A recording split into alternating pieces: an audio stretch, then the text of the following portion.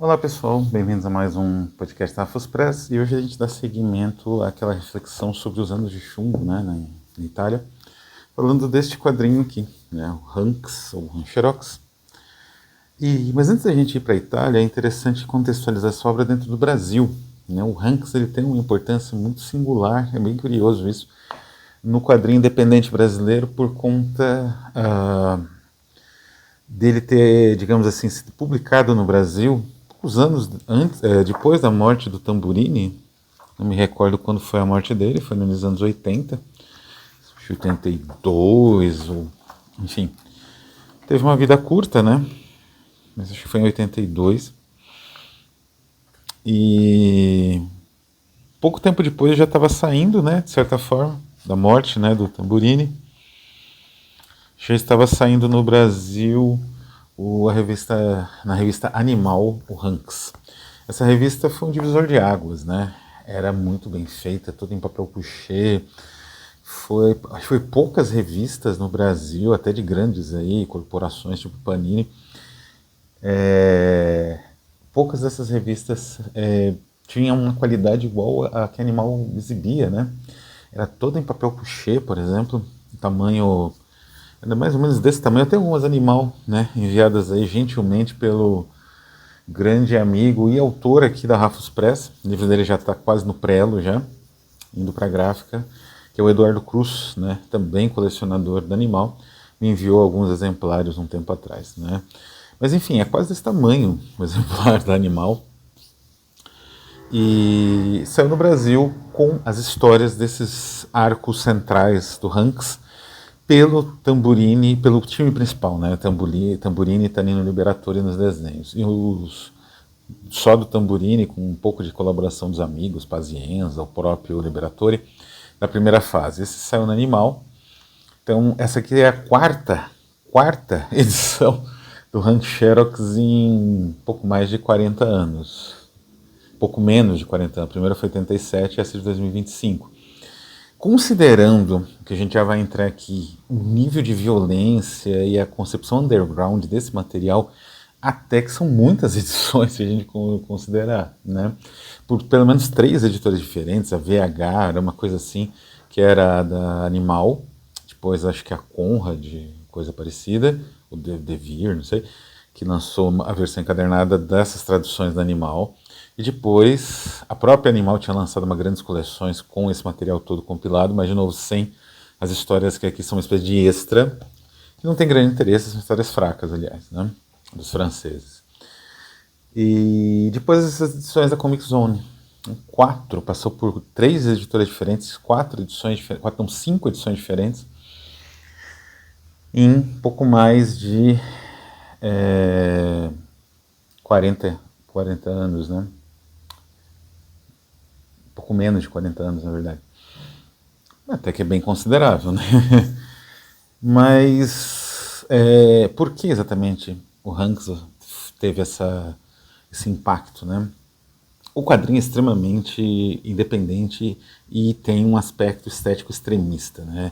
É uma violência absurda, né? Assim, ele transpira uma violência, principalmente quando começou a entrar no jogo o Liberatore, como desenhista oficial, e o próprio Liberatore mudou um pouco o estilo, né, para um estilo mais fotorrealista, né, feito aí com materiais que dão uma noção de quase que de aerógrafo, né, uma noção bem, digamos assim, fotorrealista em alguns momentos, mas não tão realista assim, já vou chegar nisso também.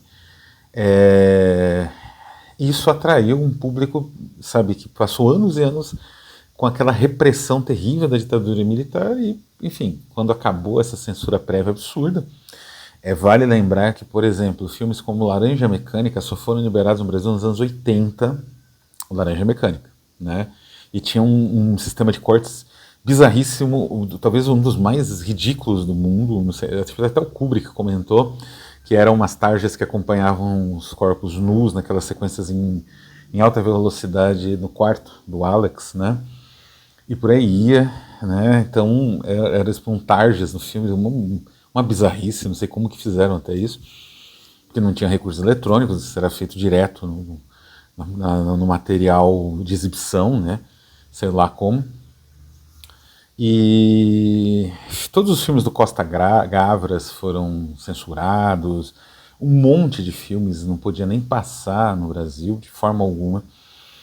E então, quando aconteceu em 85, né, a Animal é de 87, né, isso foi anterior até à Constituição brasileira, isso foi uma espécie de uma busca de liberdade, né, e o Hanks um pouco foi um símbolo disso no universo específico dos quadrinhos, né, por conta da violência absurda desse quadrinho. E aí a gente, depois dessa introdução falando um pouco do caminho editorial dessa obra, até essa última edição, né, que é a última da Comic Zone, talvez daqui uns 2, 3 anos seja relançado pela própria Comic Zone ou por outra editora, e tem que renovar contrato e tal. Comprar de novo direitos e tal, né. Afinal, o Tamburini morreu nos anos 80, vai demorar para ele entrar em domínio público, né. Mas, voltando à questão central, né, do Hanks, ele tem um diálogo muito interessante com o 20 Days of Turing, que eu falei na semana passada, e com Os Anos de Chumbo, né? Um aspecto interessante é que os punks italianos, eles estavam imersos então nesse universo que, como eu mais ou menos comentei no nosso último vídeo, era um universo de caos, né? Como eu disse, os sistemas democráticos, eles tinham uma fragilidade gigantesca e, de certa forma, o regime, o leste europeu, né, quer dizer, a União Soviética, que era a grande concorrente dessas potências ocidentais mais ou menos democráticas, né, o que aconteceu foi que a União Soviética implodiu sob seu próprio peso. Mas se não tivesse tido essa implosão, ia ser provavelmente muito difícil imaginar que esse sistema, enfim, que as democracias oferecessem algo realmente interessante em contrapartida, porque o caos em que essas sociedades mergulharam, especialmente com as crises sucessivas entre os anos 60 e 70, é muito conhecido. É um período que as pessoas não imaginavam, por exemplo, que existia mais cinema. Os filmes eram baratíssimos, né? E uma perspectiva ali dos estúdios que contraíram dívidas gigantescas ter que lidar com isso, esses grandes estúdios, né? Então os filmes, até como que ajudaram a recuperar, como Star Wars, Poderoso Chefão, eles eram inventivos porque eles tinham que ser baratos, ou o mais barato possível dentro das possibilidades, e render o máximo nesse sentido, né? Então todos estavam, digamos assim, do entretenimento, a arte, tudo parecia entrar em colapso nesse mundo. E isso, de certa forma, também era uma oportunidade. Então os punks, ao mesmo tempo, eles tinham um desespero, os punks italianos também, aqui no caso eles são mais pós-punks, de certa forma, depois eu vou comentar isso. E esse desespero era alimentado, no caso específico da Itália, por esse caos que ia acometer o país nos anos 70, né? Uma mistura de descaso, corrupção, um Estado meio aparelhado pela máfia, né? Que fazia, sei lá, fazia questão de eliminar indivíduos que eram, então, se não íntegros, que eu sempre duvido, mas que pelo menos não tinham, digamos assim, uma relação direta com a máfia, por exemplo, né? Como é o caso da Aldo Moro, ou então aqueles indivíduos desprezados pela sociedade como Pasolini. E essas execuções em massa, às vezes na forma de atentados terroristas, nunca reivindicados, nunca exatamente investigados, né, para saber a dimensão desses atentados, quem realmente fez, né, é o que alimenta o 20 Days of Turing, mas também alimenta o Hanks. Não é? No Hanks existe a mesmíssima coisa, né? Especialmente na primeira versão do Rancherox, que é essa versão preto e branco aqui, essa visão se torna mais nítida, né? É uma espécie de Itália apodrecida, em que a violência é uma constante e a autoridade, quando ela aparece, a função dela é esmagar qualquer manifestação de crítica, né? Às vezes completamente não violenta ou pacífica, né? Aquilo exatamente que eu falei no último vídeo, né? Essa visão de um Estado corrompido, porque essas ligações com a máfia muitas vezes eram bem aparentes, embora não houvesse provas, né? Essa coisa mais judiciosa, era, enfim, essa coisa relacionada à justiça propriamente dita. Essa corrupção era perceptível, né? E, por outro lado, as autoridades policiais estavam céleres para reprimir grevistas, né? E é exatamente essa a origem do Hanks.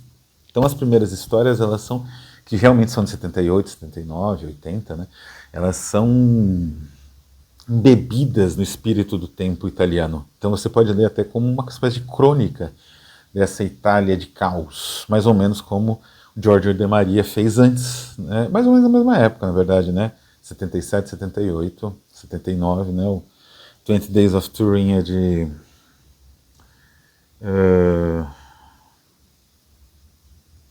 dos anos 70, né? Eu já tinha visto 78, eu acho. Então, o que acontece? No caso do Rancherox, essa percepção desse Estado em frangalhos, desse Estado colapsando, dessa sociedade inteira colapsando, né, na Itália, e que parecia que ia ser amanhã o colapso, não ia aguentar nem mais muito tempo, né? Isso impulsionou as criações, como eu disse, de obras extremistas, principalmente para sensibilidades mais à flor da pele diante desse zeitgeist pavoroso, né? E é o caso, bem, desses punks como o Tamburini, Pazienza, o Liberatore, o Scozzari, né, que é também mencionado aqui, também ajudou essa galera a montar o Rancherox. E um aspecto interessante nesse sentido é uma espécie de negação da tradição italiana de um modo geral. Não era uma negação completa, né? Eu falei há um tempo atrás aqui de uma das últimas histórias do, acho que é a última história do Pazienza, que é aquele do Astarte, que é uma história belíssima, né? É uma das histórias em quadrinhos mais bonitas, assim. É uma, sem ser piegas, né? Ela tem uma sensibilidade muito interessante, muito instigante, como eu disse, lembra até Ernest Junger, né? Lembra uma outra literatura, aliás.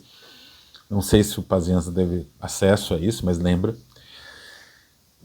Mas, ao mesmo tempo, tem o aspecto meio satírico, meio punk até. Então, eles eram mais ou menos assim, né? A negação, é engraçado, né? Essa negação da tradição italiana meio é constante desde, pelo menos, os futuristas italianos, né? Eles tinham uma negação, não era uma negação tão completa assim, né?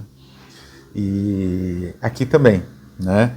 Só que essa negação, quando ela, digamos assim, é mais crítica, ela se mostra na forma de uma rejeição dos parâmetros usuais, por exemplo, da história em quadrinhos italiana, né, daquela tradição do Corto Maltese, do Guprati, né,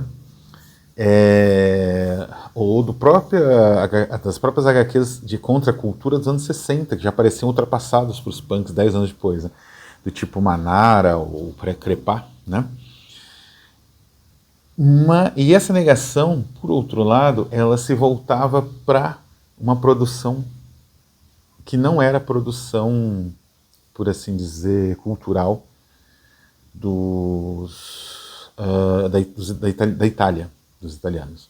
Era a produção dos Estados Unidos, né? Então o Scozzari vai adaptar a Dália Negra dentro da Cannibale, né? E o Tamburini, ele tinha uma estratégia mais interessante, ainda que era completamente dadaísta, de uma espécie de reciclagem entre o pastiche e a sátira e uma espécie de reestruturação de uma obra de uma forma meio caótica, né? Que é puro dadaísmo, né? E ele faz isso com uma genialidade muito grande no Rancherox. No primeiro, como eu disse, na primeira etapa, nessa etapa preto e branco, que é o primeiro arco do Rancherox, termina com ele morto, sempre termina com ele morto os arcos, né?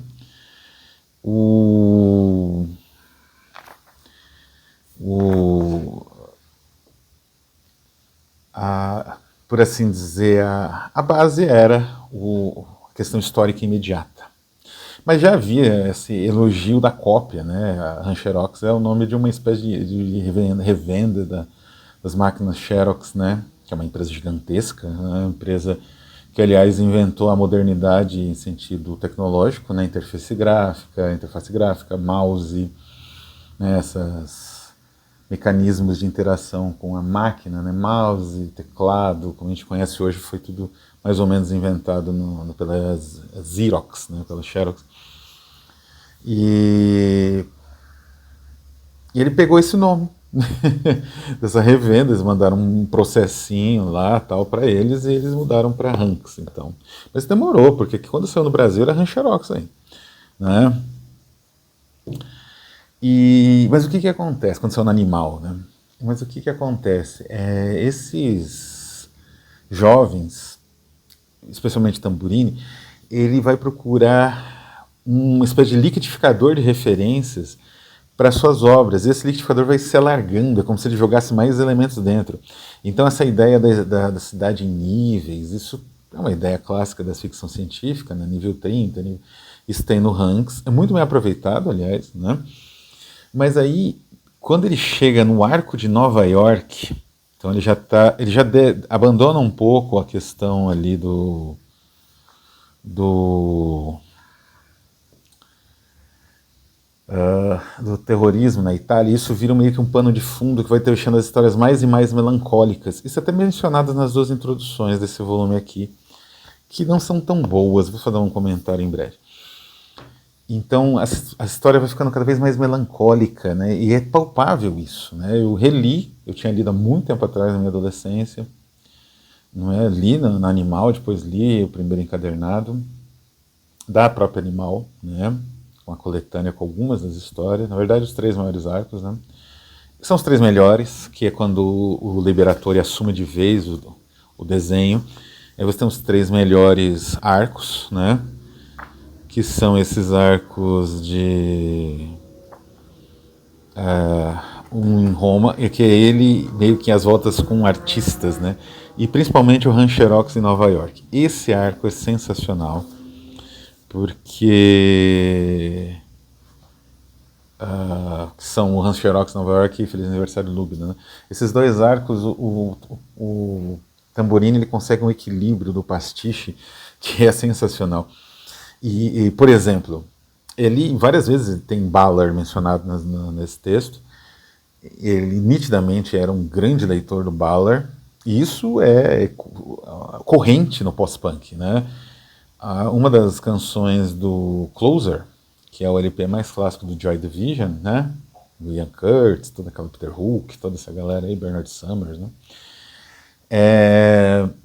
Chama justamente Atrocity Exhibition, que é o nome de um dos livros mais experimentais, né, do Ballard, que eu traduzi, aliás, no meu pós-doutorado.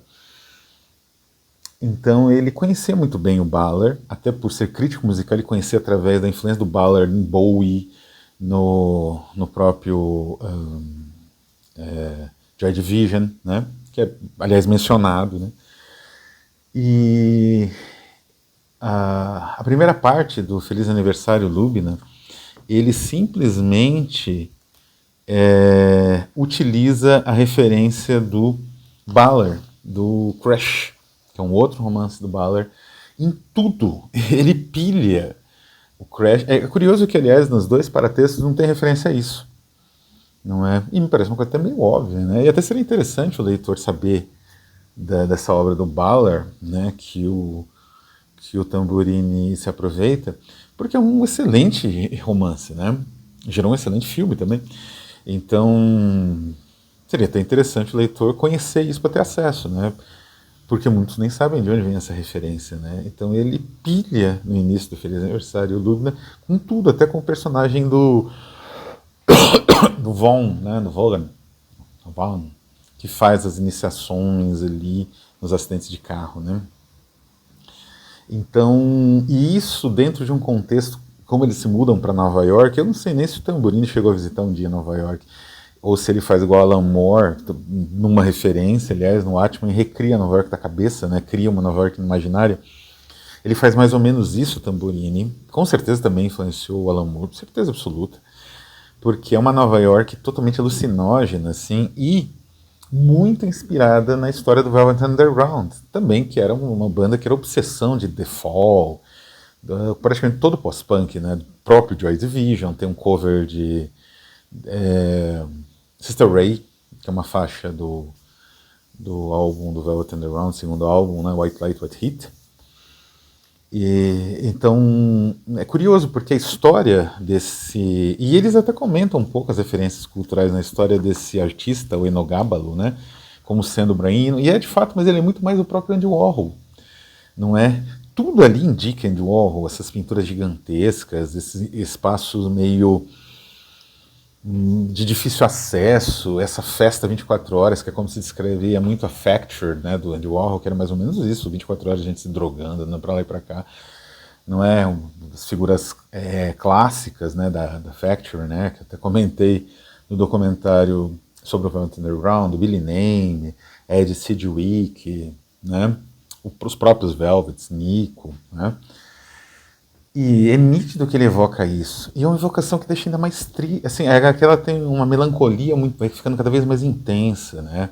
É por isso que as duas últimas histórias de autores, de roteiristas franceses perdem o brilho. São meio que um agregado ali para falar que é uma obra completa, né?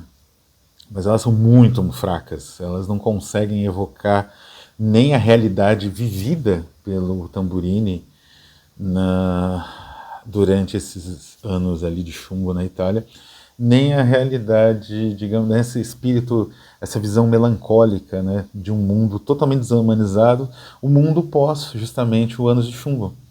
Um mundo meio esvaziado, meio desumanizado, um mundo em que você não sabe exatamente o que vai ser, né, daquela sociedade ali, que as promessas de revolução ali das Brigadas Vermelhas, né, Brigade Rosse, né, na Itália, foram vãs, né, foram inúteis, só geraram mais violência, mais absurdo, não é? E qualquer outra forma, né, de equilíbrio parece inútil no fim das contas.